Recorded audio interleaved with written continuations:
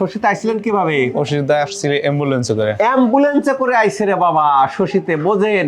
তার মানে ব্যথাটা কি তীব্র। দাঁড়াতে পারতেন না? না, দাঁড়াইতে পারতাম না, বসতে 1 মিনিটও পারতাম না। দাঁড়াইতে পারতেন না, বসতে পারতেন না। অ্যাম্বুলেন্সে কখন আসে? যখন দাঁড়ানো যায় না, বসা যায় না। এই অবস্থায় শশীতে আসলেন। আমরা ব্যথা বা পিএলআইডি, হাড় ক্ষয়, জেলি বেরিয়ে গেছে, রগের পর রগ চাপ দিয়েছে, এই জাতীয় সমস্যা হলেই প্রথমে ওষুধ খাই। ওষুধে ভালো না হলে ইনজেকশন নিই, ইনজেকশনে ভালো না হলে সার্জারি করি, অপারেশন করি। এইবার কি আমি ওষুধ খেলাম, ভালো হলো না, ইনজেকশন নিলাম, ভালো হলো না, সার্জারি করলাম, তাও ভালো হলো না। এইবার উপায় কি? আপনার কি কি অসুবিধা ছিল? আমার পিএলআইডি সমস্যা ছিল। কতদিন যাবত? আমার 15 মাস আগে সার্জারি হয়। সার্জারির আগের কাহিনী বলেন বাবা। সার্জারির আগে ওই পিএলআইডি সমস্যা ছিল আমার। ওষুধ খাইছে? জি, অনেক। ইনজেকশন নিছে? জি, ইনজেকশন কতদিন নিছে? দুইটা নিছি। ওষুধ খাইছেন কতদিন? ওষুধ খাইছি 15 মাস। 15 মাস।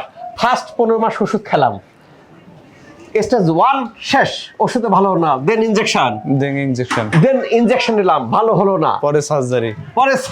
সার্জারি কতদিন হয়েছে? 14 মাস। 14 মাস।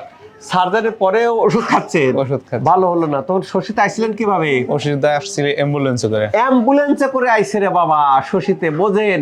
তার মানে ব্যথাটা কি তীব্র। দাঁড়াতে পারতেন না? না, দাঁড়াইতে পারতাম না, বসতে 1 মিনিটও পারতাম না।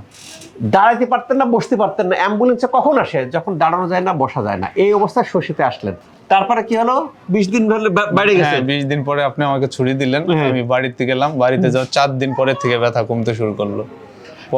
এই যে কথাগুলো শোনা যায় এখানে, কি এখানে যে জিনিসটা দেখা যায়, এখানে বিভিন্ন রকম যে পেশেন্টের কন্ডিশন বিভিন্ন রকম, ট্রিটমেন্টও বিভিন্ন রকম।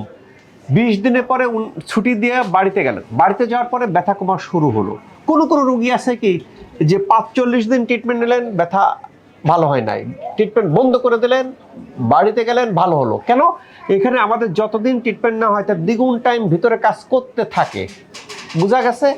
আবার এখানে যতক্ষণ উনি থাকতেছেন ততক্ষণ আমরা আকুপাঞ্চার দিচ্ছি, ফিজিও দিচ্ছি। যখন ওনার ব্যথা ভিতরেরটা ভালো হয়ে গেছে, তখন ওই যে আকুপাঞ্চার আর ফিজিওর ব্যথাটা থাকে।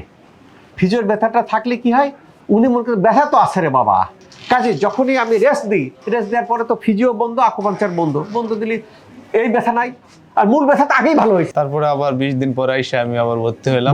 টোটাল কয় দিন? টোটাল 30 দিন। টোটাল 30 দিন। তাহলে বোঝা গেল যে টোটাল 30 দিন। 30 দিনের পর এখন কি অবস্থা? এখন আলহামদুলিল্লাহ, আল্লাহর রহমতে দাঁড়ায় থাকা যায়? হ্যাঁ, দাঁড়ায় থাকা যায়। এখন অ্যাম্বুলেন্স লাগে না? কিছু লাগে না। এখন অন্য কোনো সমস্যা লাগে না? কিছু লাগে। ওষুধ খাওয়া লাগে না? ভালো না হওয়ার কোনো কারণ নাই। কেন? কি হয়েছে? ওনার হাড় ক্ষয় হয়েছে, জেলি বেরিয়ে গেছে, রগের উপর চাপ দিচ্ছে। আমি যদি হাড় ক্ষয়কে ঠিক করে দিই, জেলিকে ঠিক করে দিই, রগের উপর চাপকে ঠিক করতে, ভালো না কোনো উপায় নেই।